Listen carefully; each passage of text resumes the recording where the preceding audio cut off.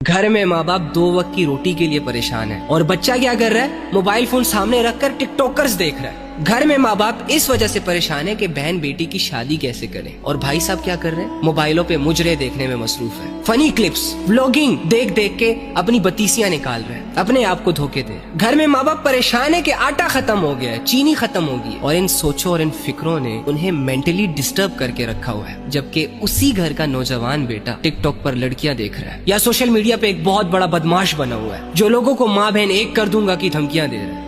अफसोस, सारे ला इलाहा इल्लल्लाह पढ़ने वाले लोग सोशल मीडिया में मसरूफ है। अरे भाई, अगर नहीं रहा जा रहा सोशल मीडिया के बगैर तो कम से कम इसका सही इस्तेमाल तो शुरू कर दो। मुआशरे को एक अच्छा पैगाम, एक अच्छा सबक देना शुरू कर दो। अगर देखने वालों में से हो तो कुछ अच्छा देख लो, अगर सुनने वालों में से हो तो कुछ अच्छा सुन लो। अल्लाह के बंदो, नंगे जिस्म देखने का बहुत शौक है ना, तो हिम्मत करना जरा क़यामत के दिन मैदान हशर में जब अल्लाह रब्बुल इज्जत ने सबको नंगा खड़ा किया होगा, उस वक्त जरा हिम्मत करना किसी को आंख उठाकर देखने की। आज यहाँ अल्लाह रब्बुल इज्जत अजाब नहीं दे रहा ना, जमीन फट नहीं रही, आसमान फट नहीं रहा, सितारे टूट नहीं रहे, माथों पे गुनाहों को लिखा नहीं जा रहा। हर गुनाह करने के बाद भी बंदा सेठ साहब, नवाब साहब, इज्जत वाला बना फिर रहा है। शायद इसीलिए हमें पर लगे हुए हैं, लेकिन ये पर बहुत जल्दी कटने वाले हैं। ये रूह और जिस्म का ताल्लुक अनकरीब जुदा होने वाला है। फिर हसरतें करेंगे, हम रो रो के हम गले फाड़ेंगे, लेकिन वल्लाही ना हमारे आबा व अजदाद वापस आए हैं और ना हम वापस आएंगे।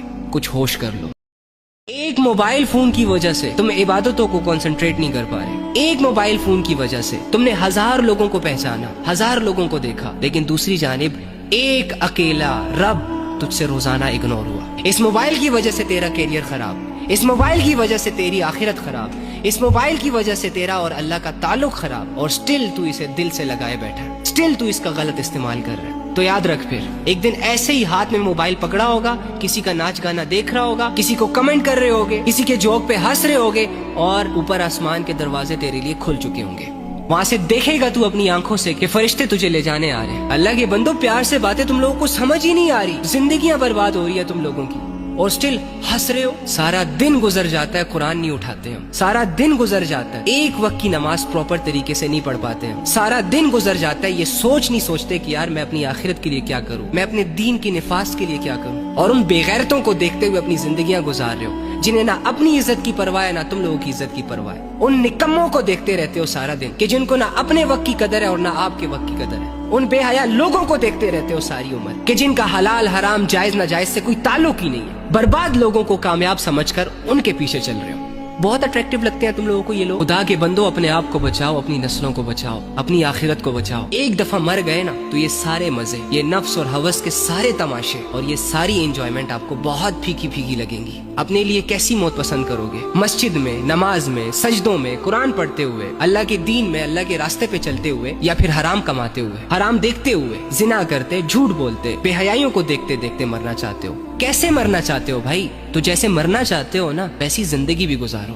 अपने साथ खेलना बंद करो, अल्लाह की ढील से नाजायज फायदा ना उठाओ। अल्लाह आज तुम्हारे सारे गुनाहों को माफ करने के लिए तैयार है, लेकिन अगर एक दफा तुम्हारे जिस्म और रूह का ताल्लुक जुदा हो गया तो वल्लाही गिड़गिड़ा के उस रहमान से रहम की अपील करोगे, उस गफूर से मगफिरत की कबूलियत की दुआ करोगे, लेकिन एक बात भी नहीं सुनी जाएगी आपकी।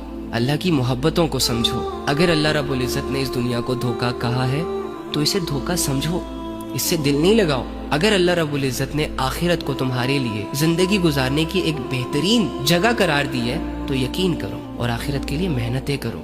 गुनाहों से बचो, बेहयाइयों से बचो, वक्त की कदर करो और खुद को तबाह होने से बचाओ। पक्का इरादा करो कि आज के बाद मैंने कोई फजूल चीज नहीं देखनी, मैंने अपनी आंखों की लज्जत से अपनी आखिरत नहीं बर्बाद करनी, कुछ हाथ नहीं आता, और अपनी नजरों को पाक करो।